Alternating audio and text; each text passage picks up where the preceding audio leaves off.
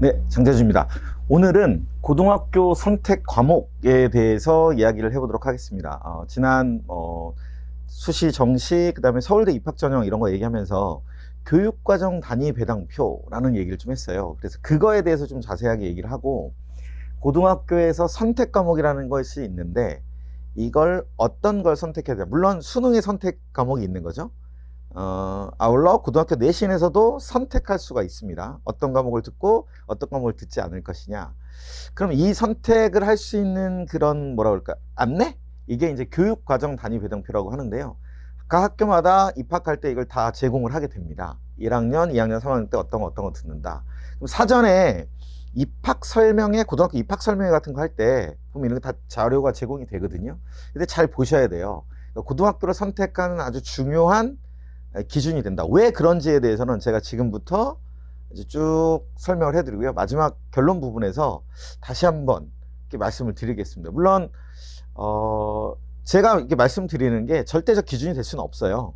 이건 학생과 학부모님들 상황에 따라서 잘 판단하시고 결정을 하셔야 될 거라고 봅니다. 자, 하나씩 보겠습니다. 일단 고등학교 선택 과목에서 중요한 용어들이 몇 개가 있는데, 상대평가라는 게 있습니다. 상대평가와 절대평가라는 게 있는데, 상대평가는 전체 학생들, 그 과목을 들은 학생들 중에서 나의 위치가 어떻게 되느냐, 어떻게 되느냐, 이걸 물어보는 거죠. 그래서 100분위를 활용하여 9등급, 예전에 한번 말씀드렸는데 1등급 4%까지 1등급, 그 다음에 7%, 합 11%까지 해서, 그러니까 4% 넘어가고 11%까지 해서, 즉 7%에 다녀야 되는 게 2등급, 이렇게 해서 쭉 간다는 말씀을 한번 드렸죠. 그때의 상대평가를 얘기를 하는 거고요.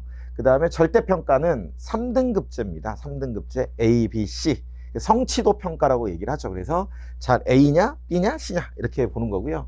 보통 진로 과목이나 전문 선택 과목 이럴 때 절대평가를 하고요. 상대평가는 기초 과목 혹은 일반 선택 과목이 있어요. 그러니까 그것들을 이제 좀 이따 보여드릴 텐데 그거에 따라서 한다. 그러니까 상대평가는 사실은 보면 전체 학생들, 그 과목을 듣는 전체 학생들과의 경쟁이기 때문에 시험을 잘 봐야겠죠. 퍼센티지가 위로 올라갈수록 중요하겠죠. 즉 등급을 1등급을 맞는 게 중요한 거고, 절대평가는 상대적으로 성취도 평가이기 때문에 A, B, C로 나눈다고 하면 A를 맞으면 되는데 그 폭이 아무래도 조금 여유롭겠죠. 그죠? 비율이라든가 이 모든 게 여유롭다 이렇게 보시면 되고요. 그래서 과목을 선택할 때 효율적으로 잘 선택을 해야 됩니다. 그러니까 학습량을 보면 상대적 부담감, 시험에 대한 부담이 좀 덜한 과목이 절대평가라고 보시면 되겠죠. 전공 이수연계, 서울대 입학 전형할 때 말씀드렸죠.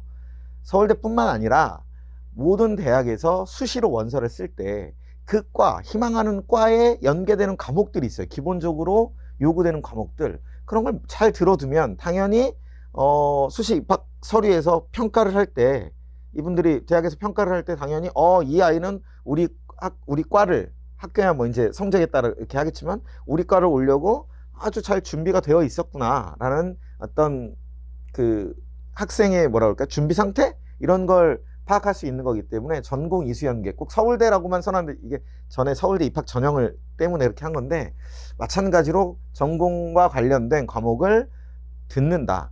서울대 할 때 말씀드렸잖아요. 들었으면 좋겠어 라는 말은 부드러운 협박이다. 들어야 돼.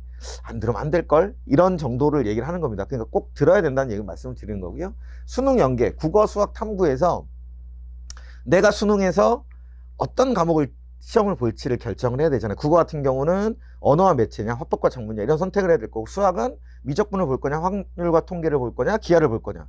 그러면 그 보는 과목과 연계된 같은 과목을 공부하는 게 내신도 공부하고 수능도 공부하고 연계되지, 예를 들어 수학에서 미적분을 선택해서 내신은 듣고 실제 시험 볼 때는 확률과 통계를 보려고 한다면, 그러니까 선택권이 있는 상황에서 말씀을 드리는 거예요. 한다면 그건 이중으로 공부를 해야 되잖아요. 그럼 너무 힘들어지죠. 그렇죠? 그러니까 그런 과목들도 수능과 연계된 이 과목들을 해야 된다. 언제 무엇을 선택할 것인가가 관건인 거죠. 언제. 현재 중학교 학생이라면 물론 지금부터 나는 어떤 방향으로 갈 거야 라고 해서 준비해 두는 것도 맞는 선택 할 수도 있어요. 그런데 지금 너무 빠르죠. 그죠? 고등학교 1학년 때 내 성적이, 내 위치가 어느 정도 될 줄 알고, 그리고 그때 당시에 내가 이 과목을 할까? 저 과목을 할까? 어떤 게 더 성과를 낼까? 이런 걸 판단할 텐데 좀 이르죠. 다만 이런 건 필요한 거죠. 내가 가고자 하는 대학, 가고자 하는 과, 대학은 일단 뒤로 두고요. 성적이 많은 걸 좌우하니까. 가고자 하는 과와 연계된 과목들을 결정을 해야 된다. 그렇다면 그 과목들이 잘 배열되어 있는, 그리고 수능 연계와 더불어서 효율적으로 공부할 수 있는 그런 교과 과정이 편성되어 있으면 좋겠다 이거죠. 그런 차원에서 지금부터 바라보셔야 됩니다.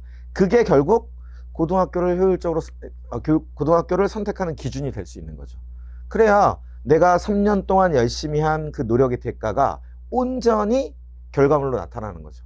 노력은 막 했는데 잘못된 선택에 의해서 시간 낭비하는 꼴이 나오면 안 되는 거잖아요. 그런 관점에서 설명을 드린다 이렇게 보시면 됩니다. 다시 고등학교 선택 과목은 내가 가고자 하는 과와 얼마만큼 연관되어 있는 그 과목들이 잘 배열되어 있는가. 두 번째, 내가 선택하려고 하는 수능 과목에 그 과목과 어떤 연계성을 갖고 있는가. 이걸 포인트로 두고 적절하게 저 절대평가로 하는 과목들, 즉 성취도 평가를 하는 과목들을 적절하게 배열하면 시험에 대한 부담이 좀 줄어든다. 이렇게 보시면 될 것 같습니다. 자, 하나씩 볼게요. 보여드리는 게 뭐냐면 과목별 평가 방법이에요. 아까 말씀드렸죠. 상대평가, 절대평가. 일반 선택 과목, 수학에서 보면 수원, 수투, 미적분, 확률과 통계는 일반 선택 과목이에요. 이 네 과목만 있다는 건 아니고요. 국어도 있고 다 있습니다. 근데 수학만 제가 지금 말씀을 드리는 거고, 이 네 과목은 상대평가로 9등급제예요. 그러니까 4%만, 학교에서 4%만 1등급을 받는 거예요. 근데 이쪽으로 와서 보시면 기하나 수학과제 탐구, 경제수학, 실용수학 또는 심화수학, 고급수학 등은 절대평가제거든요. 3등급제, 즉 성취도 평가라는 거죠. 따라서 경쟁 구도에서는 조금 더 자유로운 겁니다. 그렇죠? 그리고 어느 정도 이상만 되면 A등급을 받을 수 있다라는 거죠. 그럼 시험에 대한 부담은 이쪽이 덜 하다라는 거죠. 자, 여기서 핵심적으로 보면 기하 과목에 수학에서는 집중을 좀 하셔야 되는 거죠. 그렇죠? 기하가 어려워요. 어렵긴 해요. 그런데 어떤, 예를 들어 2학년에 편성되어 있느냐 3학년에 편성되어 있느냐라는 거에 따라서 또 진로 과목을 반드시 몇 개 이상 들어야 된다는 이 제약 조건이 붙은 학교들이 좀 있거든요. 그러니까 그런 걸 판단해서 기하 과목이 2학년에 있느냐 3학년에 있느냐에 따라서 선택해서 듣고 부담 없이 공부를 좀, 물론 공부에 부담이 없지는 않습니다만 그래도 약간 시험 볼 때 부담감은 좀 줄인 상태에서 할 수 있다라는 거죠. 저걸 선택을 하나는 적절히 잘 이용하면. 인문계열 가는 학생들 입장에서 보면 수학과제 탐구라든가 경제수학을 뭐 경제학과나 경영학과 이쪽 상경계열을 지망한 학생들은 경제수학을 당연히 들으면 좋을 것이고요. 수학과제 탐구, 그렇지 않으면 수학과제 탐구를 들어서 약간의 좀 부담감을 좀 줄여주는, 학교마다 좀 방식이 다르긴 합니다만 수학과제 탐구가 배열되어 있는 학교들 중에서 수능 공부를 처음에 한 번 정도 이렇게 뭐 리포트 작성하는 걸 제외하고는 예를 들면 수능 과목 수학 공부를 그 시험지로 실제로 무슨 어떤 교재를 주고 그 과목으로 뭐 시험을 보는 그 문제집 가지고 시험 보는 학교들도 있습니다. 그래서 이것들을 좀 잘 활용해야 된다. 어떻게 진로 선택 과목 절대 평가를 적절히 잘 활용해서 잘 선택해 놓으면 시험에 대한 부담은 덜하다. 예를 들면 수원 수투야 뭐 공통적으로 다 보는 거니까요. 2학년 때 예를 들어 확률과 통계가 기하가 다 있다고 하면 그러면 확률과 통계와 기하를 두 개 다 하는 게 공부가 부담스럽긴 한데 기하는 진로 선택 과목이니 자연계열 가는 학생들 입장에서는 저 과목을 다 들어도 괜찮다라는 거죠. 부담을 좀 줄여준다는 얘기니까. 그러면 나중에 표 보시면 아시겠지만 저랑 같이 막 묶여 있는 게 막 고급 영어 이런 거 막 들어가 있거든요. 심화 영어 막 이런 거. 그럼 뭐 영어가 더 좋을 수도 있지만 내가 자연계열 가겠다 하고 하면 기하를 선택, 이게 전공과 또 연계되는 그 관련성도 좀 있거든요. 그러니까 그럴 때 잘 활용을 하면 좋다. 핵심은 일반 선택 과목은 9등급제 상대평가로 돼 있고요. 진로 선택 과목은 3등급 성취도 평가다. 이렇게 보시면 될 것 같습니다. 자, 교육과정 단위 배당표예요. 아까 말씀드렸지만 입학 설명회 때부터 이런 표들을 나눠줍니다. 이건 어떤 한 학교에 그냥 예를 들어서 한 거고요. 모든 학교가 이렇지는 않습니다. 다만 이제 공통점으로 저 위에 있는 구분은 똑같습니다. 즉, 그래서 저 위에 보면 구분, 교과 영역, 교과 군, 과목 유형 세부 교과목 있는데 구분에는 뭐냐면 학교가 지정하는 게 있고 선택하는 게 있어요. 학교 지정이라는 건 뭐냐면 학생에게 선택권이 없습니다. 그냥 들어야 됩니다. 예를 들면 이 학교 같은 경우는 2학년 때 확률과 통계가 학교 지정으로 돼 있어요. 그러니까 2학년 때 확률과 통계를 그냥 무조건 들어야 되는 겁니다. 난 그냥 미적분하고 기하할 건데요. 그것과 상관없이 확률과 통계를 그냥 들어야 된다는 거예요. 이해되시죠? 저렇게 지정해 놓는 데가 있고 저 확률과 통계를 선택으로 빼놓는 데가 있습니다. 그렇죠? 이런 것 잘 보셔야 돼요. 나의 공부와 내가 가고자 하는 과와 그리고 내가 앞으로 수능 공부하는 것과 연계성이 얼마나 있느냐. 확률과 통계 일반 선택 과목이라고 그랬잖아요. 그럼 내신 등급이 나오죠. 그리고 공부하기도 만만치가 않습니다. 따라서 저런 게 어떻게 편성되어 있는가는 잘 봐야 돼요. 그러니까 그러면 무조건 학교 선택으로 되어 있는 게 좋으냐? 그럼 저 자리에 또 다른 게 들어올 거거든요. 이걸 잘 보고 나의 선택에 따라서 나의 진로에 따라서 구분을 좀 해야 된다라는 거고요. 교과형에게는 뭐 기초탐구 뒤에 한 번 더 보이겠습니다만 이런 게 구분돼 있고 교과 9는 국어, 수학, 뭐 영어, 탐구 뭐 이렇게 쭉 있습니다. 과목 그다음 세부 교과목은 과목들을 얘기를 하는 거고요. 이 과목 유형에 보면 이제 일반, 공통, 진로 있습니다. 아까 진로 나왔죠. 뭐 절대평가. 그래서 일반과 공통은 다 상대평가라고 보면 저 진로 과목에 있는 거는 다 이것들은 성취도 평가다. 절대평가 제도다 라고 보실게요. 하나씩 내용을 다시 한번 하면 구분에는 학교 지정과 선택이 있다. 학교 지정은 그냥 다 들어야 되는 겁니다. 선택은 그 안에서 선택하게끔 돼 있다는 거고요. 교과 영역은 이런 것들이 있고요. 그냥 구분해 놓는 거니까 교과고는 그냥 과목들 이렇게 보시면 되겠죠. 과목 유형에는 공통, 일반, 진로, 진로 전문인데 공통, 일반, 공통 과목과 일반 과목은 상대평가, 진로 과목과 진로 전문 과목은 절대평가, 성취도 평가. 이걸 구분하신 상태에서 보겠습니다. 1학년은 어쨌든 1학년도 그렇고 2학년 지정, 학교 지정 뭐 내가 선택권이 없으니까 상관이 없겠죠. 2학년 걸 볼게요. 이렇게 보시면 수학 위주로 좀 말씀을 드리겠습니다. 지금부터. 위에 보면 기하가 있는데 기초 과목에서 국어, 수학, 즉 심화 국어하고 기하 중에 한 과목을 택하래요. 그래서 1학기 때, 2학기 때 1년 동안 배우는 겁니다. 다시 운영 단위는 6시니까 여기 3, 이걸 얘기를 하는 거예요. 운영 단위를 1학기 때 3시간, 2학기 때 3시간 이렇게 운영 단위를 얘기를 하는 거고요. 그래서 심화 국어하고 기하가 있어요. 자, 이 중에 하나는 들어야 된답니다. 그러면 이렇게 생각을 하시겠죠. 인문계열 지망학생은 뭐를 들어야 될까요? 그쵸? 심화 국어를 들어야 돼요. 왜냐면 아까 잘 보시면 확률과 통계는 학교 지정으로 들어가 있었거든요. 이 학교의 경우입니다. 이 학교 모든 학교가 같다는 건 아니고 다시 확률과 통계는 들어가 있어요. 그쵸? 그럼 인문계열 보는 학생 대부분의 학생들이 확률과 통계를 선택하는 경우가 일반적이기 때문에 많기 때문에 확률과 통계를 배우는데 굳이 내가 기하를 또 해야 되느냐? 그렇지 않겠죠. 심화 국어를 하겠죠. 근데 자연계열 희망 학생 같은 경우는 물론 국어를 너무 잘하면 모르겠는데 저 기하를 선택할 거냐 말 거냐의 고민이겠죠. 근데 저게 뭐라고 해요? 진로 과목이라고 해요. 그러면 성취도 평가, 성취도 평가니까 절대평가 3등급 제 A, B, C 그러니까 A만 들어가면 되거든요. 그쵸? 그리고 시험도 당연히 성취도 평가이기 때문에 상대평가처럼 아주 어렵게 난해하거나 하게 내거나 이러지 않습니다. 점수로 그냥 판단을 하는 거기 때문에 그렇단 말이에요. 그러면 자, 자연계열 가는 학생들은 어떤 거 하는 게 좋을까요? 기하를 하는 게 좋죠. 왜? 전공 연계 과목에도 저 기하를 요구하는 그 과들이 많이 있거든요. 자연계 쪽에서는. 그러니까 일단 확률과 통계는 내신에서 엄청 열심히, 그러니까 선택권이 있으면 모르겠어요. 확률과 통계 기하 중에 선택하라 이런 학교의 경우에는 기하를 선택하죠. 하면 되죠. 그죠? 그런데 확률과 통계는 일단 지정을 해버렸고 기하 할래 국어 할래 그랬으면 기하하는 것이 나중에 위해서 어쨌든 수시의 입장이나 다른 상황에서 볼 때 훨씬 유리하다 이렇게 보시는 겁니다. 그러니까 진로 과목이기 때문에 부담도 상대적으로 덜 하고요. 이해되시죠? 그 다음에 이제 탐구 과목인데 사탐, 과탐 중에서 이 학교 같은 경우는 여기 있는 과목들 중에서 3개를 선택한대요. 여기 지금 진로 과목에 사회문제 탐구라고 있잖아요. 그죠?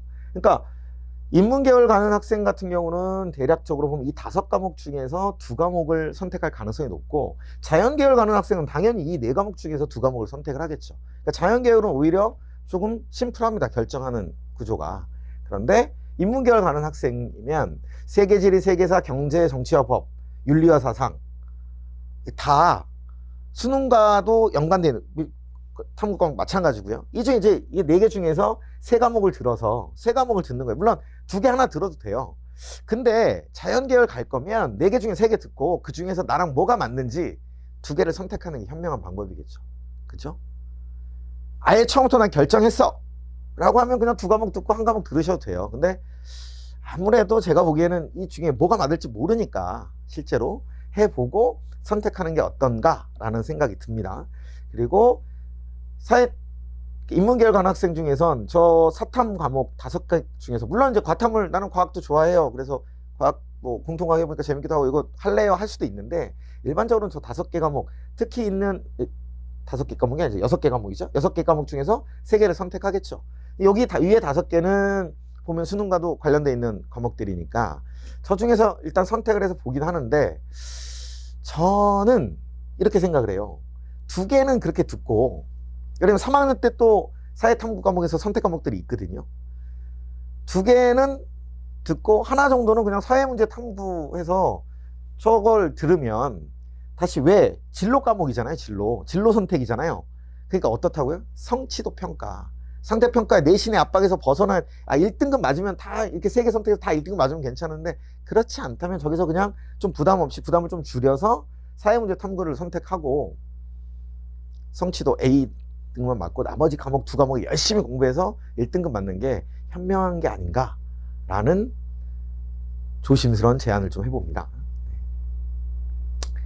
사회문제 탐구 보시라는 거예요. 그러니까 꼭 사회문제 탐구에 집중하지 마시고 진로 과목이 2학년 때 어떻게 편성되어 있는가. 다른 것도 많이 있어요. 다른 과목이 편성되어 있는 경우도 많이 있으니까 저 과목에서 어쨌든 진로 과목을 3개 중에서 굳이 여기서 이제 3개를 선택해야 된다면 저 진로 선택 과목을 한번 잘 활용해 보는 것이 도움이 된다라는 겁니다. 자, 과학은 자연계는 유혹에 빠지지 마시고 4개 중에 그냥 3개 선택해 보는 겁니다. 해서 나랑 가장 맞는 2과목을 쭉 끌고 가서 수능까지 연관된다. 이렇게 보시면 될 것 같아요. 자, 3학년 때 볼게요. 3학년 선택 과목이거든요. 이것도 이제 사실 이것보다 더 많이 있습니다. 다른 과목들, 뭐 교양 과목들은 다 있는데 일단 주요 과목 위주로 이렇게 한 거예요. 첫 번째, 국어에서는 화법과 작문, 언어와 매체 둘 다 일반 선택이에요. 그렇다면 이거 뭐라고? 상대평가라고요. 9등급제. 그러니까 그리고 국어에는 수능에서도 저 둘 중에 하나는 반드시 선택해야 되죠. 그러니까 3학년 올라가기 전에 이미 국어에서 선택을 하겠죠. 난 이걸로 수능을 보겠어. 이렇게. 그럼 그 선택 과목을 그냥 선택해서 보시면 됩니다. 이해되시죠? 둘 중에 하나만. 여기서 지금 영어까지 해서 하나, 둘, 셋, 넷, 다섯, 여섯, 7개 중에서 2과목 선택하는 거예요. 2과목. 그러면 국어는 둘 중에 하나는 무조건 선택해야 돼요. 안 하면 안 되냐고요? 안 해도 돼요. 안 해도 되는데 수능은 어떻게 하실 겁니까? 수능. 그쵸? 자, 생각해보면 그냥 수능은 무조건 저 둘 중에 하나를 봐야 되니까 당연히 둘 중에 하나를 선택해야 된다는 거죠. 그죠? 그러면 이제 2과목 선택인데 1과목 더 선택할 수 있는 겁니다. 수학 셋과 영어 둘. 근데 수학에서 미적분 일반 선택 과목이죠. 이거 뭐라고요? 상대평가. 그러니까 3학년 때 미적분이 있다라는 건 내신에도 엄청난 부담이 생기는 거죠. 그렇죠. 다만 장점은 내신 공부하면서 열심히 하니까 수능 과목까지 연계가 되겠죠. 자, 어떤 경우에 내가 수능에서 미적분을 선택하려고 마음먹었다면 딱 좋은 케이스죠. 그죠? 3학년 때 내신 과목 공부도 열심히 하고 그걸 그대로 이어받아서 수능까지 끌고 가면 되니까요. 그런데 내가 수능에서 미적분을 선택하지 않을 거야. 나는 확률과 통계를 하든 기하를 할 거야. 그러면 굳이 그 힘든 시기에 내신까지 하면서 진짜 머리 터지게 공부해가지고 저 일반 선택 과목 상대평가에 미적분을 할 필요가 있을까요? 없죠. 그죠? 오히려 밑에 있는 경제 수학이나 인공지능 수학, 이거 매력적이네요, 제목이. 그죠? 이런 거 해서 왜? 진로 과목이니까 성취도 평가만 하자 이거죠. 특히 상경계열로 가려는 학생들, 물론 근데 이게 참 딜레마긴 한데 상경계열 가려면 미적분 하고 오라고 하거든요. 이게 고민이 좀 될 것 같아요. 근데 상경계열 참 고민이 됩니다. 어떻게 해야 될지 확답을 못 하겠어요. 왜냐면 미적분도 해야 되고 경제 수학도 하면 좋고, 그런데 미적분에 더 가중치를 더 많이 두기 때문에 좀 그때는 고민이 될 거고, 그렇지 않다면 저 중에 하나를 선택해서 국어 올인하고 여기는 성취도만 좀 높이자. 아니면 밑에 영어, 진로 영어나 영어권 문화 다 진로 과목이잖아요. 어떻게? 성취도 평가니까 여기서 적절하게 국어는 둘 중에 하나는 무조건 들어야 한다. 그러면 나머지 5과목 중에서 하나를 하는데 자연계 상위권 대학 가겠다. 그럼 미적분 가야죠. 그죠? 미적분 안 할 수가 없어요. 2학년 때 기하를 했다고 하더라도 미적분을 할 수밖에 없어요. 미적분이 훨씬 더 미적분을 요구하는 데가 훨씬 더 많다라는 거죠. 그리고 수능까지 끌고 가겠다라는 생각으로. 그리고 그렇지 않다면 나머지 이제 진로 과목, 수학 진로 과목 둘이나 영어 쪽에서 영어권 문화, 진로 영어 여기에서 하나를 선택해서 좀 부담을 덜어줘요. 왜냐면 시간은 제한돼 있대. 계속 말씀드린 시간은 제한돼 있으니까 요만큼 요 한 과목을 이수하는데 이걸 좀 약간 해두고 나머지에 올인한다. 그런데 다만 전공 연계라고 했으니까 자기가 가고자 하는 과와 연관되어 있다면 나머지를 무시해서는 절대 안 됩니다. 이해되시죠? 이렇게. 자, 탐구 과목은 사회 과학이 있어요. 자, 앞에 2학년 때 사회 과목 6개 중에서 그리고 과학 4개 이거 중에서 3개 선택한다고 그랬죠. 자연계열은 4 중에 3개 그냥 선택하면 되고 인문계열은 사탐 과목에서 둘 하나 진로 정도 선택해서 하면 좋다. 여기 한국지리, 동아시아사, 사회문화, 생활과 윤리 여기 4과목 있죠. 2학년 때 5과목이 있었죠. 이 9과목이 수능 시험 과목이에요. 근데 거기서 인문계열은 2개를 볼 거거든요. 그러면 2학년 때 하나, 3학년 때 하나 해도 되고 2학년 때 2개 한 거 해도 되고 3학년 때 2개 한 거 해도 돼요. 자, 여기서 이제 선택해야죠. 만약에 내가 선택한 과목이 인문계열 학생입니다. 인문계열 학생. 내가 선택한 과목이 난 수능 때 2학년 때 배웠던 2과목을 볼 거야 라고 하면 3학년 때 이 과목들은 그냥 내신이죠. 수능과 연관성이 없죠. 그러면 어떻게 해요? 저 일반 선택 과목, 상대평가하는 건 내신 점수 높게 받기 위해서 다 피해가야 돼. 최대한 피해가 되는데 3과목을 선택해야 되는데 그렇다고 갑자기 과학을 들을 수는 없잖아요. 그죠? 그러면 진로 과목에 여행지리과 고전과 윤리라는 2개가 있어요. 그죠? 이 2개를 듣고 하나를 들어야 돼요. 근데 어쨌든 여기는 내신이 들어간대. 그런데 이제 사회 탐구 과목에서 제일 많이 듣는 게 사회문화, 생활과 윤리 이거거든. 시험을 제일 수능에서 지금까지 보면 통상적으로 많이 보는 거거든요. 근데 어쨌든 여기 내신을 내가 안 한다고 해도 내신을 해야 되잖아요. 부담감이 생기죠.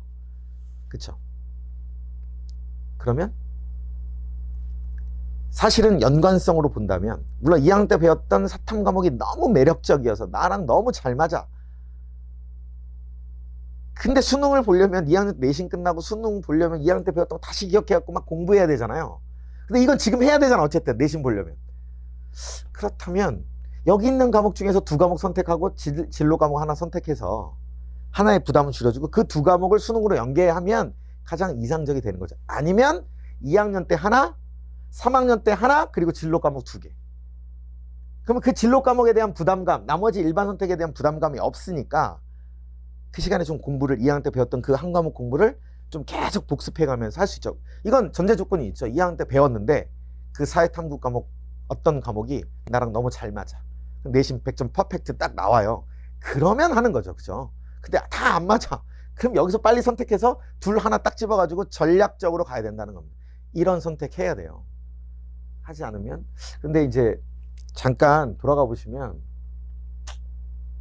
2학년 때 보면 경제, 정치와 법 학생들이 어려워하는 거예요. 세계사 세계사잖아요. 세계지리, 한국지리, 세계지리 뭐가 어려웠냐 잘 모르겠는데 그냥 제가 좀 무식하게 얘기하면 한국지리는 한국 요만한 땅만 보면 돼요. 세계지리는 다 봐야 되잖아요. 용어도 어렵잖아요. 그죠? 지명 외우기도 너무 힘들고 세계사도 등장인물이 이름이 너무 어려워요. 사건도 어렵고 왜? 우리랑 친숙하지 않으니까 어려워요. 제가 보기엔. 윤리와 사상은 뭐 우리는 항상 착각하는데 우리는 항상 윤리적인 인간들이기 때문에 뭐 잘 볼 것이다 그러는데 시험은 좀 다른 거고요. 모르겠어요. 이거 선택도 이때도 잘해야 된다는 얘기죠. 다시 3학년으로 돌아가 보면 한국지리, 세계지리보단 한국지리. 욕먹을 텐데 너무 무식하다고. 제가 저의 무식함을 좀 용서해 주시고요. 동아시아사, 세계사보단 동아시아사. 세계사, 동아시아사. 너무 그런가요? 사회문화는 학생들이 어쨌든 저런 선택을 많이 하더라고요. 생활과 윤리도 선택 많이 하는 탑2 과목인데 거의 생활과 윤리. 뭐 우리 살면서 특별하게 뭐 비윤리적으로 살지 않으니까 웬만하면 잘 보지 않을까. 그렇지 않습니다. 어렵습니다. 어쨌든 어려운데 어쨌든 어떤 걸 선택할 거냐, 전략적인 게 필요하다. 그거에 따라서 저 진로 선택 과목을 잘 구성하는 것이 부담이 없다. 나는 한국 지리도 좋아하고 동아시아사도 좋아하고 그리고 난 사회문화 시험 볼 거야. 그래서 3개 하겠다. 하세요. 후회할 겁니다. 알겠죠? 2개만. 맥시멈 2개만. 그 다음에 반드시 진로 선택 과목을 껴서 부담을 줄인다. 자, 이제 자연계열 학생들이 문제인데, 자, 이제 2 과목이 있고요. 그다음에 과학사, 생활과학, 융합과학. 이 중에서 3개를 택해야 된대요. 내가 화학과를 가고 싶어요. 그럼 화학 2를 듣는 게 낫죠. 어쨌든 여긴 전부 다 진로 선택이니까 성취도 평가입니다. 그렇죠? 그리고 인문계열 학생들이 상당히 빠지기 때문에 인원수도 이제 줄어들어요. 성취도 평가하는데 여기 또 막 갈릴 거 아니에요. 이걸 여기서 3과목 듣는 학생은 글쎄요, 일반계 고등학교에서 없을걸요. 이 3과목 듣는 학생은 제가 보기엔 대단히 용감하거나 아니면 일찌감치 공부를 포기했거나 라고 생각을 합니다. 이 중에 자기의 전공 연계 과목 하나 정도는 듣는 게 좋습니다. 가려고 하는 데서 요구하는 그 이수 과목, 전공 연계 이수 과목이 만약에 있다면, 권장 과목이 있다면 듣는 게 좋고요. 좋고, 나머지에서 적절히 선택을 좀 잘했으면 좋겠어요. 고등학교 3학년 때는 시간이 별로 없어요. 공부할 시간이 별로 없어요. 놀아서가 아니라 그냥 시간이 별로 없어요. 왜? 할 게 너무 많아서. 그러면 그 시간들을 잘 활용을 해야겠죠. 그렇죠? 근데 무턱대고 그냥 나는 다 좋아. 난 2과목 다 할 거야. 나는 물리에 대해서 굉장히 깊게 공부하고 싶어. 고3 때 물리학 2를 한다고 해서 그걸 깊게 공부할 수가 별로 없고요. 그리고 그냥 대학 가서 하세요. 제발 부탁인데, 전공 연계 과목만 거기서 요구하는 과목들에서만 있다면 하나 들어주는 게 수시에서 도움이 된다. 정시에서 선택을 할지 말지는 여러분들이 선택을 하시고, 그건 학교 선생님의 조언을 잘 받다 들으시고요. 웬만하면 조언을 들으시고요. 예, 그렇게 하셨으면 좋겠어요. 그다음에 나머지 과학사나 생활과학, 융합과학 여기서 적절히 좀 선택을 해서, 혹은 사탐 과목에 있는 여행지리 들어도 괜찮잖아요. 그죠? 근데 되도록이면 이제 이쪽에 진로 선택 과목이 또 다른 선택할 폭이 좀 있으니까 여기서 듣고 연계돼서 가는 것이 훨씬 도움이 될 거다라고 저는 생각합니다. 1학년, 2학년, 3학년 다시 학교가 지정을 했다. 나에게 선택권이 없다. 2학년 때 선택할 수 있다. 효율적 선택을 해야 된다. 지금 고1 학생들 같은 경우 이미 뭐 이제 선택이 다 어느 정도 됐겠지만 3학년 때 어떤 과목을 선택할 것이냐. 흐름은 내가 가고자 하는 대학과 가고자 하는 과와 전공 연계성이 얼마나 있는가와 내가 보고자 하는 시험의 수능과 어떤 연결을 갖고 있느냐. 이거의 포인트라는 거예요. 그럼 학교 입장에서, 학생 입장에서 보면 아까 그랬잖아요. 학교가 지정한 과목이 있고 내가 선택할 수 있는데 이런 걸 조심해야 된다는 거예요. 학교 지정이 나의 가는 길과 어긋나 있을 때, 그러니까 예를 들면 뭐 미적분이 지정돼 있어요. 나는 인문계열에 그냥 어문계열 어떤 학과를 가고 싶은데, 그러면 사실은 미적분 필요 없거든요. 그런데 학교에서 그걸 지정 과목으로 해버려요. 그러면 어떻게 된다고요? 일반 선택이기 때문에 내신에 대한 엄청난 부담이죠. 그리고 자연계에서 공부 잘하는 아이들이 다 그걸 보고 있을 텐데 그럼 내신 등급이 잘 나올 리가 없죠. 극단적인 설명을 해드리는 겁니다.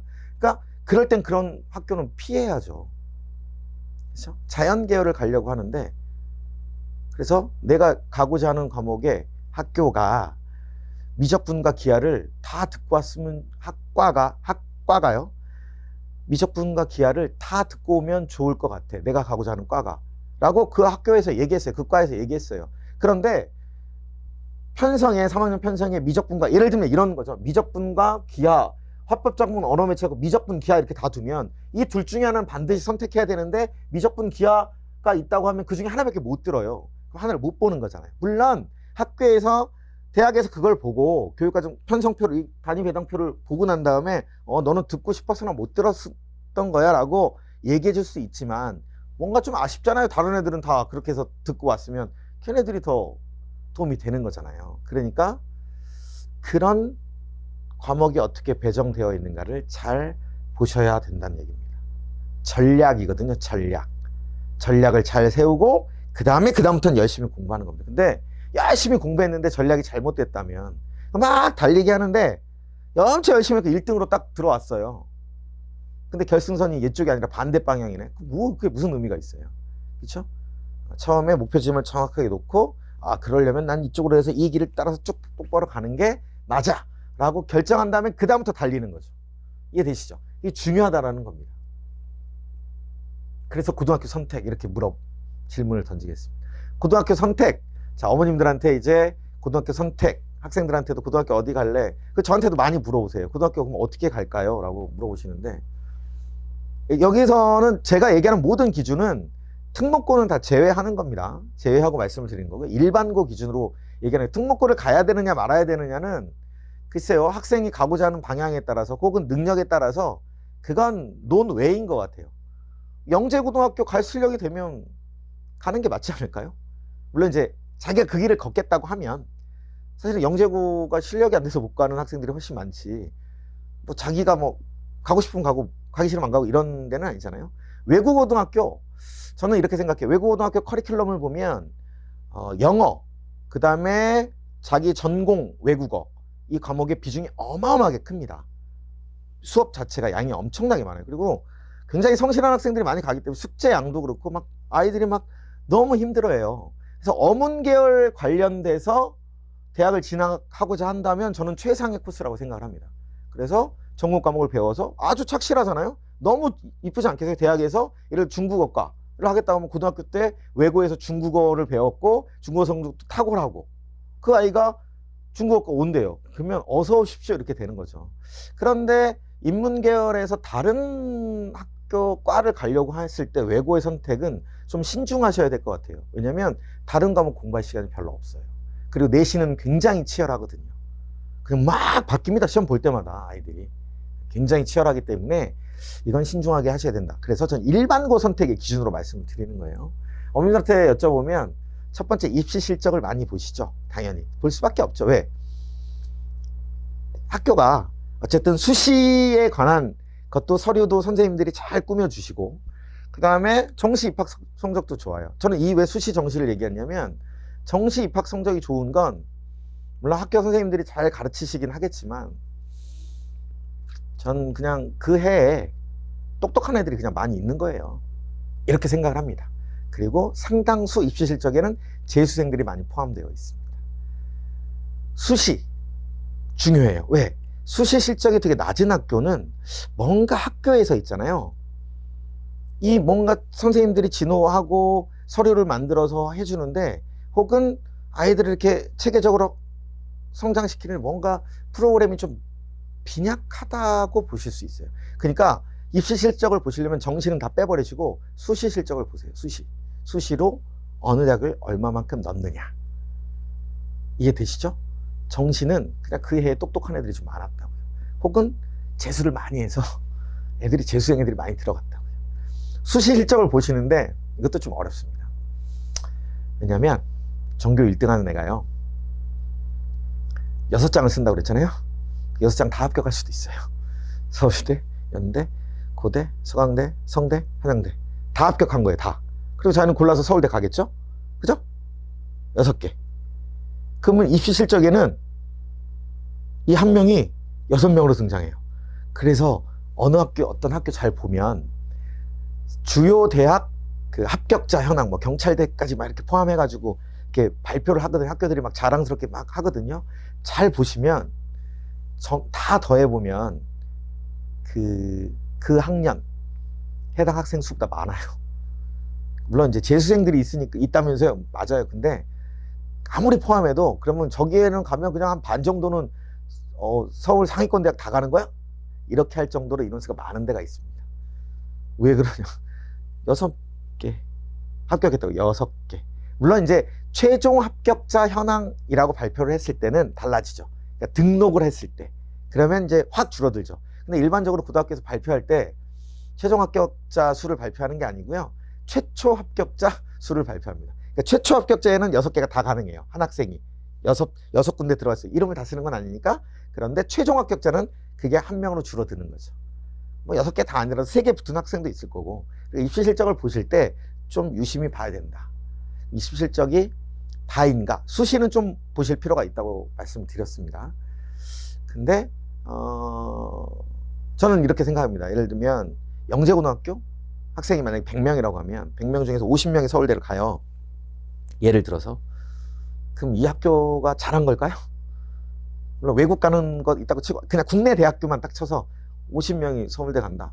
그럼 저는 별로 아니라고 보거든요. 왜냐면 원래 100명 다 서울대 갈 만한 실력이 있던 애들이잖아요. 중학교 때까지. 근데 결국 50명 가는 거잖아요. 그쵸? 50명도 엄청나게 많긴 한데. 그러니까 입시 실적에 너무 이게 첫 번째 포인트가 돼서는 곤란하다는 겁니다. 그 입시 실적이 보여주는 게 면학 분위기거든요. 왜 입시 실적이 중요하냐 얘기하는 게 그렇게 공부 잘하는 애들이 많으니까 면학 분위기가 좋을 거고 그러면 공부 잘하는 아이들이 많으니까 공부만 열심히 하지 않겠냐. 근데 어머님들 고등학교 다니실 때 진짜 그러셨나요? 공부 열심히 하는 애 열심히 하고 적당히 하는 애는 적당히 하고 안 하는 애들은 안 하잖아요. 그럼 지금 애들이 달라질까요? 어떤 한 학교에 모으면 다 열심히 해. 물론 아까 말씀드렸던 어떤 특목고에는 보통의 아이들이 상대적으로 좀 성실하게 공부했던 애들이 많기 때문에 면학 분위기가 좋을 수는 있습니다. 그런데 그만큼 또 단점도 있죠. 치열해지는 거죠. 내신 성적이 치열하게 싸워야 되는 거예요. 네. 그런 단점도 있다. 그럼 면학 분위기 안 좋은 데 가라냐? 아니요. 그런 건 아니라고요. 면학 분위기는 입시 실적이 좋으면 면학 분위기가 좋을 거라는 건 아니고요. 이런 게 있죠. 이제 남녀공학을 보낼 거냐, 여학교를 보낼 거냐, 남학교를 보낼 거냐. 그냥 통상적인 얘기들을 하면 고등학교 1학년 때 남녀공학의 경우에 고등학교 1학년 되면 남학생들이 밑에 성적을 쭉 깝니다. 그리고 위에 여학생들이 차지한대요. 일반적으로 그렇대요. 반드시 그렇다는 게 아니라 일반적으로 그렇다고 얘기를 합니다, 많이. 그래서 남학생 둔 부모님들은 남녀공학을 잘 안 보내려고 해요. 반대로 여학생 둔 부모님들은 내신 성적 그게 더 좋대, 유리하대, 남자애들 있으면 유리하대. 그래서 가려고 해요. 남녀공학을 선호하려고 해요. 근데 다시 이제 뒤집어 보자고요. 남학생들 있잖아요. 여학생들 내신 성적 그 밑에 깔아주는 남학생들이 많이 있다고 치고 그래서 내신 성적 따기 쉬운데 남녀공학의 최대 걱정거리가 뭐죠? 그쵸. 눈이 맞는 거죠. 남녀 학생들끼리 이렇게 한참 우리 참 잘하는 청소년들이 눈이 딱 맞아서 마음에 드는 학생이 있어서 갑자기 누군가 연애를 시작했다. 연애 한 달 하면 한 달 만에 깨지는 커플들이 엄청나게 많은데 아이들은 뭐 빨리 만나고 헤어지고 이게 중요한 게 아니라 공부에 방해가 되거든요. 그렇잖아요. 한참 애들 감수성 풍부한 애들인데 공부하기도 바빠 죽겠는데 그것까지 연애도 하고 그러려면 친구도 만나야 되고 어쨌든 만나기도 해야 되고 만나서 물론 이런 학생들 커플이면 되게 좋죠. 야, 너는 이 방정식에 대해서 어떻게 생각해? 이렇게 대화가 이러면 굉장히 좋겠죠. 너 이 문제 풀 수 있어? 난 이렇게 풀었는데 너 어때? 이상적인 거죠. 그 드라마에서도 잘 안 나오는, 드라마에서 나오면 욕먹으니까 안 나오는, 현실에선 다 없겠죠. 그죠? 단점은 또 있다라는 거예요. 남녀공학이냐 아니냐. 면학 분위기가 남녀공학이 좋을 거냐, 여학교가 좋을 거냐, 남학교가 좋을 거냐. 저는 뭐 남자고등학교를 나왔습니다만은 그냥 그랬던 것 같아요. 공부할 사람은 하고 안 할 사람은 안 하고. 그건 어디나 마찬가지인 것 같아요. 다만 학교의 선생님들이 어떠한 분위기를 조성하느냐는 되게 중요하겠죠. 그죠? 그런 건 좀 있을 겁니다. 그래서 어머님들이 이건 잘 아실 거예요. 어디 가면 애들이 공부 너무 안 한대. 막 이렇게. 어디는 막 굉장히 애들이 공부를 상대적으로 많이 한대. 그런 건 어쨌든 가늠하는 중요한, 그러니까 절대 입시 실적도 면학 분위기도 절대적인 건 아니라 고려할 만한 사항은 된다라는 겁니다. 그러니까 우리 학생들은 학교를 선택할 때 뭐죠? 교복하고 식단이죠. 그죠? 아주 중요한 거죠. 입고 다니는 거. 교복이 얼마만큼 탁 이쁘냐, 잘 나오느냐, 식단 중요한 겁니다. 어떻게 이렇게 저기 학교 영양사 선생님이 요리를 너무 잘하셔서 너무 맛있대. 밥이 중요하죠. 맛있는 거 먹으면 더 힘도 나고 할 테니까. 학생들은 그렇게 선택한다. 근데 어머니 입장에서는 뭐 굳이 교복과 식단은 모르겠습니다. 식단은 근데 요즘에 워낙 학교에서 전부 다 신경을 많이 써서 하고 영양사 선생님들이 워낙 잘하시니까 별로 차이 없을 것 같아요. 아주 유명한 분들이 좀 있죠. 근데 가끔 보면 아주 히트를 쳐갖고 아이디어 풍부하게 요즘에 많이들 노력하시니까 저건 약간 이제 아이들 입장에서 고려 대상이 되는 거고요. 위에는 부모님들 입장에서 고려 대상. 이거는 물론 학생들이 진짜 다 그렇다는 건 아닙니다. 그냥 제가 농담 삼아서 보통 아이들이 하는 얘기를 들려드리는 거고요. 그럼 제가 이렇게 구분 지은 이유는 제 의견을 말씀드리는 거예요. 두 가지를 말씀드릴 건데, 하나는 통학거리예요. 통학거리. 저는 굉장히 이거 중요하다고 생각을 합니다. 집에서 문을 나서서 학교 교실에 딱 들어서 내 책상에 앉을 때까지 10분 걸리는 학생과 1시간 걸리는 학생, 좀 과하게 표창을 해볼게요. 그럼 왕복, 계산하기 편하게 하기 위해서 10분 걸리는 학생과 그다음에 40분 걸리는 학생을 보자고요. 그러면 갈 때 30분, 올 때 30분이니까 왕복 1시간이죠. 그죠? 그러면 일주일에 주 5일을 가니까 5시간이에요. 그죠? 이게 52주잖아요? 그럼 250, 50, 260시간이에요? 그죠? 그러면 3년을 하면 780시간이에요. 780시간이면 어떻게 되죠?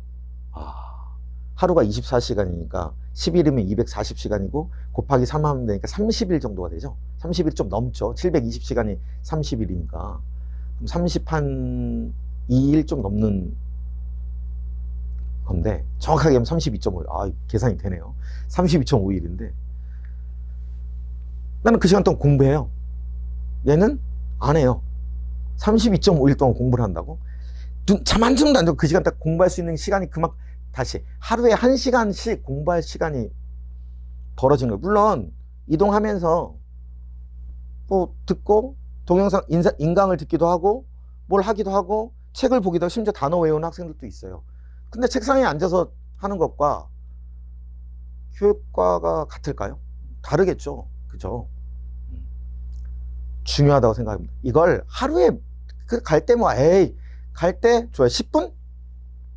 10분 차이? 그럼 왕복 20분? 그쵸? 아까의 3분의 1이에요. 그럼 열흘이에요, 열흘. 그래도 3년 동안 치면 온전히 공부할 수 있는, 더 할 수 있는 시간. 제가 아까 말씀드린 3학년 때는 공부할 시간이 없다고. 그 정도 시간이면 어마어마한 겁니다. 이게 누적되고. 또 하나, 많이 이동하면 피로감이 쌓이죠. 그쵸? 30분을 걸어서 가. 물론 버스를 타고 뭐 하고 다 이동을 해요. 그 학생과 10분, 한 학생과 피로감이 다르죠. 물론 어머님들이 촥 학교까지 모셔다 드리고 모셔오고 뭐 이러시면 피로감이 없을 수도 상대적으로 줄어들 수도 있는데, 이동 자체에 대한 피로감이 있다라는 거죠. 그래서 통학거리는 굉장히 중요하다. 그러면 이 말을 또 오해하셔갖고, 그럼 집에서 제일 가까운 학교를 보낼까요? 아니, 그게 아니라 저는 이렇게 생각합니다. 30분 넘는 학교는 자제하는 게 좋다. 집에서 나서서 학교 교실 가서 책상에 앉을 때까지 30분이 넘어가는 학교는 정말 그 학교 아니면 안 되겠다, 아니면 자제하시는 게 좋고요. 그럼에도 불구하고 그 학교를 가야 되고 한다 그러면 이사를 하실 것을 저는, 합격한 다음에요. 고등학교 쓴다고 해서 다 합격하는 게 아니니까 강력하게 권해드립니다. 그만큼 중요하다는 겁니다. 체력 그리고 시간 너무 중요하기 때문에 하나를 얘기를 하는 거고요. 또 다른 하나, 그보다 더 중요한 것, 앞에서 얘기했던 교육과정 편성표입니다.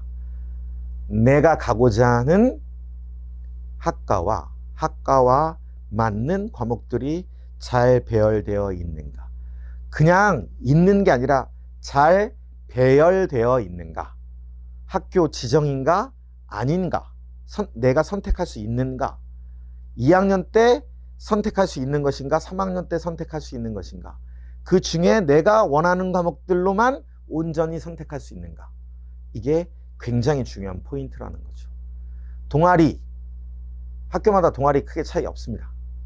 물론 거기서 어떻게 하느냐. 근데 동아리 활동이 어마어마한 입시에 영향을 주지 않습니다. 점점 간소화되고 있고요. 참여 사실 정도, 뭘 했다는 정도만 있지, 자율동아리 이런 거 다 빼게 돼 있고, 학생부 간소화되면서 다 빼게 돼 있고요. 중요하지 않아요, 그런 거. 얼마만큼 근데 이 교육과정 편성표는 얘기했잖아요. 서울대 얘기할 때도 말씀드렸지만 본다니까요. 뽑는 대학에서 보겠다라는 건데, 그러면 내가 가고자 하는 것과, 물론 지금 나 무슨 과 갈지 몰라요. 그래서 못할 수도 있지만, 그래도 빨리 대략 어떤 계열로 가겠다 이런 건 할 수 있잖아요. 내가 하고 싶은 게 어떤 거다. 물론 나중에도 점수에 의해서 막 이렇게 바뀌긴 합니다만, 지금부터 그런 흐름을 갖고 공부를 하면 점수도 훨씬 더 높게 나온다고. 계속 얘기했던 가성비가 어마어마하게 좋아집니다. 교육과정 편성표를 반드시, 그리고 입학 설명회 직전이니까 없다고 하지 마시고요. 지금 학교 홈페이지 들어가면, 고등학교 홈페이지 들어가면, 다 공개해 놓은 데가 있어요. 그래서 이전 지금 학년들을 보면, 그러니까 전 선배들 걸 보면 대략 흐름을 잡을 수가 있어요. 정 안 되시면 저희 학원에 문의하시면 학원에 그 지역에 있는, 각각의 지역에 있는 학교들의 교육과정 편성표는 다 보유하고 있습니다. 실제로. 그러니까 어머니들한테 다 안내해 드릴 수 있어요. 그러니까 꼭 보시고, 그리고 또 해마다 좀 바뀌긴 하니까 입학 설명회도, 고등학교 입학 설명회도 중요하게끔 최소한 자료집이라도 하셔야 돼요. 거기 가면 뭐 입시 실적 뭐 이런 거 다 나와 있어요. 전부 다 여기 있는 건 전부 다 나와 있는데 그걸 잘 받아보셔서 판단을 하셔야 됩니다. 입시 실적 중요하고요. 그만큼 제가 뭐 그 해에 잘하는 애들이 많았다, 뭐 재수생이 많다, 뭐 이런 말씀 드렸는데, 어쨌든 기본적으로 학교에서 뭔가 그런 실적을 내기 위해서 뭔가를 계속 작동하고 있다는 거니까 중요하고, 더불어서 면학 분위기, 공부하고자 하는 이 분위기 굉장히 중요한데 그게 절대적인 것만은 아니다. 오히려 교육과정 편성표가 어떻게 잘 구성되어 있는가, 내가 원하는 방향대로 나와 잘 맞는가를 보고 결정을 하시는 게 좋고요. 더불어서 통학거리도 좀 고려하셔라 라고 말씀을 드리는 겁니다. 지금 고등학교 1학년 학생들은 이미 이제 학교 다니고 있으니까 나 저렇게 못했는데 후회한다고, 그건 아니고요. 제가 좌절을 하려고 말씀드리는 건 아니고, 지금 이건 이제 현재 중학교 3학년, 아직 선택하지 않은 중학교 3학년부터 이제 앞으로 선택할 중학교 2학년, 그 다음에 초등학교 학생들까지 둔 부모님들을 위해서 설명을 드렸어요. 이게 제가 서두에 말씀드렸지만 이 기준이 절대적인 건 아닙니다. 그런데 제가 오랜 시간 동안 학생들을 보고, 그 다음에 선생님들한테도 얘기를 듣고 학부모님들과도 이야기를 하다 이렇게 보니까 나름 제가 내린 결론이에요. 이런 것들을 고려해야 된다. 그리고 교육과정 편성표는 앞으로 점점 더 중요해질 것이다. 그래서 학교들에서도 잘 해요. 첫 해에는 황당한 학교들도 많았습니다. 진짜 이건 내가 진짜 1시간만 잡아도 난 이렇게 안 짠다, 이렇게 막 찢어버리고 싶은 그런 학교도 되게 많았어요. 근데 차츰 학교에서도 시행하면서 정비가 돼요. 다만 왜 모든 학교가 공통되지 않느냐, 그건 각각 학교의 선생님 구성수, 그리고 학교 선생님들의 어떤 나름의 철학, 이런 것들이 반영되기 때문입니다. 근데 그건 학교의 상황이고 그건 학교 선생님들의 철학인 거지, 그것이 우리 아이들의 성적을 결정 지어줄 수는 없는 거죠. 그렇죠? 그러니까 우리는 최대한의 효율을 얻기 위해서 올바른 선택을 해야 된다. 그 첫 번째 선택이 바로 고등학교 선택이 됩니다. 아주 중요하다고 저는 생각합니다. 이제 대입에서 실력만큼이나 그 실력이 가장 중요하고 그 다음으로 중요한 거 고등학교 선택이라고 봐요. 그래서 어머님들이 어쨌든 제가 드린 말씀이 조금은 도움이 되셨길 바라고요. 저는 다음 시간에 이제 수학에 대해서, 수학 선행에 대해서 한번 얘기해 보려고 해요. 논란거리가 많긴 한데 제 나름대로 제가 갖고 있는 어떤 생각들을 뭐 일방적으로 주장보다는 사실 어머님들한테 그냥 제 생각은 이렇습니다, 이렇게 얘기하는 정도가 될 것 같습니다. 예, 감사합니다.